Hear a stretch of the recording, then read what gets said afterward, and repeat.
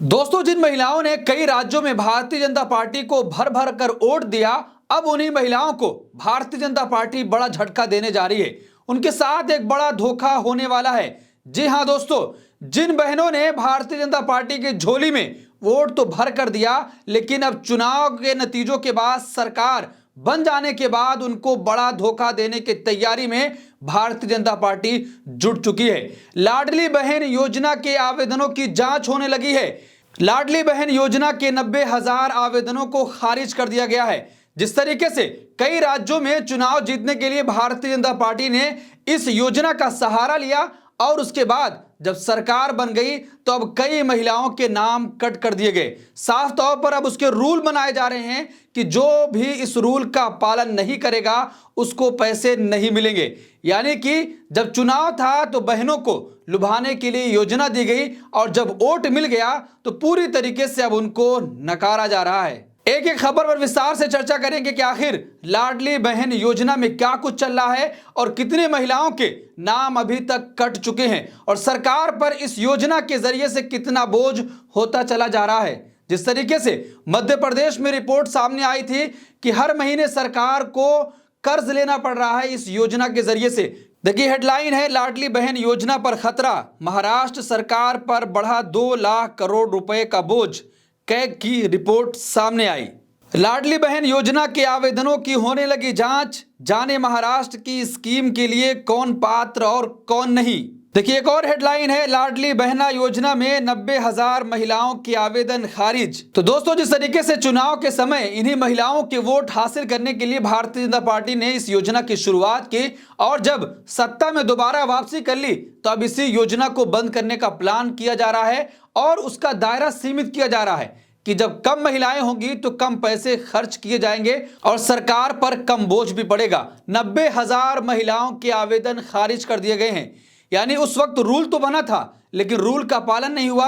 जितनी भी महिलाओं ने आवेदन किया तमाम को एक्सेप्ट कर लिया गया क्योंकि चुनाव था और वोट भी हासिल करना था, लेकिन जीत जाने के बाद अब उनके आवेदन खारिज किए जा रहे हैं। देखिए, महाराष्ट्र विधानसभा चुनाव में महत्वपूर्ण भूमिका निभाने वाली लाडली बहन योजना को लेकर मुंबई हाईकोर्ट में जनहित याचिका दायर की गई। इस पर हाईकोर्ट ने गंभीरता से संज्ञान भी लिया है। मुंबई हाईकोर्ट ने कहा कि सरकार इस योजना को प्रभावी रूप से लागू करने पर विशेष फोकस करे। महाराष्ट्र में हर पात्र महिला को इस योजना का लाभ मिलना चाहिए। देखिए, मुख्यमंत्री लाडली बहन योजना के नियमों को ताक पर रखकर लाभ लेने वालों पर कार्रवाई शुरू हो चुकी है। लाडली बहन योजना जब महाराष्ट्र में लागू की जाने वाली थी तब उसके कुछ नियम तय हुए थे, लेकिन चुनाव को देखते हुए सरकार ने सभी बहनों के आवेदनों को मंजूरी दे दी थी।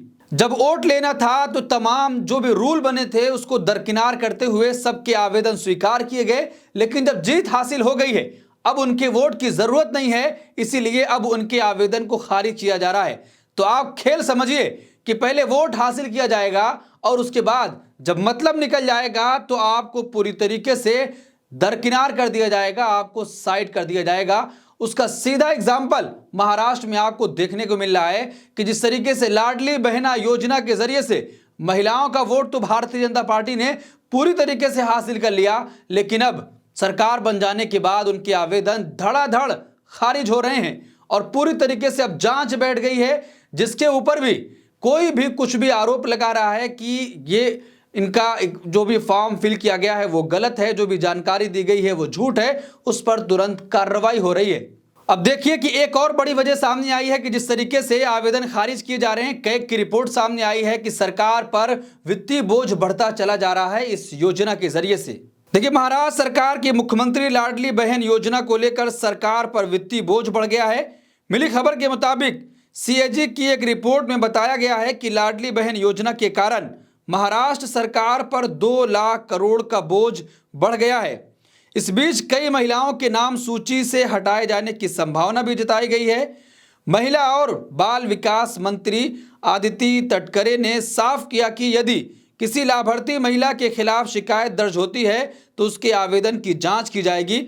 नियमों के अनुसार जो भी कार्रवाई करनी होगी वो की जाएगी। तो दोस्तों, इस पूरे मामले पर आप क्या सोचते हैं? आपकी क्या राय है कि जिस तरीके से चुनाव से पहले वोट हासिल करने के लिए ऐसी तमाम योजनाओं की शुरुआत की गई और महिलाओं का वोट भी भर भर कर भारतीय जनता पार्टी के खाते में आया, लेकिन अब चुनाव जीतने के बाद इस योजना पर पूरी तरीके से तलवार लटक चुकी है। सरकार पर वित्तीय बोझ बढ़ता चला जा रहा है और आवेदनों को खारिज किया जा रहा है। आपकी क्या राय, कमेंट बॉक्स अपनी राय जरूर दें और ऐसी तमाम खबरों के लिए देखते रहिए देश नीति। धन्यवाद।